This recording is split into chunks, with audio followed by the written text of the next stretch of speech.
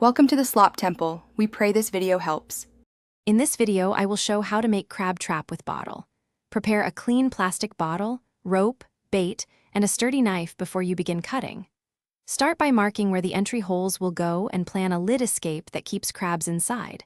Work on a stable surface and wear gloves when cutting. I will walk you through hole shape, bait placement, and how to add weight so your trap performs well on tide.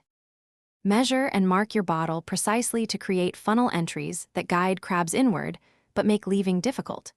Carefully cut each hole and bevel the edges to form an inward taper that mimics a one-way entrance. Smooth any jagged plastic with sandpaper or a file so crabs don't get stuck. Test fit with a small bait and adjust hole size so local crab species can enter easily without. Choose smelly bait such as fish heads, squid, or chicken necks, and secure it inside the bottle with a short tether so it stays centered. Tie a strong rope to the bottle neck and add a weight that keeps the trap upright on the seabed without burying it. Measure rope length for expected depth and tides, and use a buoy or marker to find the trap later.